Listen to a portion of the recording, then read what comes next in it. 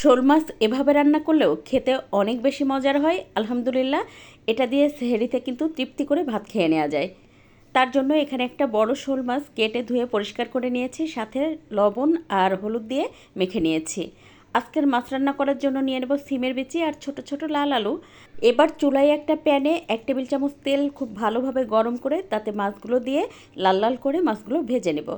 তো দেখতেই পাচ্ছেন মাছ কিন্তু ভাজা হয়ে গেছে, এখন তুলে রেখে দিব।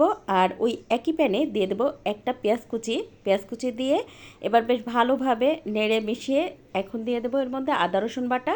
আদা রসুন একটুখানি পানি দিয়ে কষিয়ে নিয়ে দিয়ে দেবো হচ্ছে হলুদ গুঁড়া, লবণ, তার সাথে দিয়ে দেবো শুকনো মরিচের গুঁড়া আর দিয়ে দেবো হচ্ছে জিরা গুঁড়া। তারপর মশলাটা 2-3 মিনিট কষিয়ে নিয়ে এখন এর মধ্যে ওই যে সিমের বিচি আর আলু দিয়ে 3-4 মিনিট খুব ভালোভাবে কষিয়ে নিয়েছি সামান্য একটু পানি দিয়ে। তারপর 1 কাপ পানি দিয়ে এটা রান্না করে নিয়েছি 80% মতো সিদ্ধ হওয়া পর্যন্ত। তারপরে দিয়ে দিলাম মাছ আর আরও 5-6 মিনিট রান্না করে নামানোর আগে ধনেপাতা দিয়ে নামিয়ে নিয়েছি। ব্যাস তৈরি হয়ে গেল একটু বেশি মজার সিমের বিচি আলু দিয়ে শোল মাছ রান্না।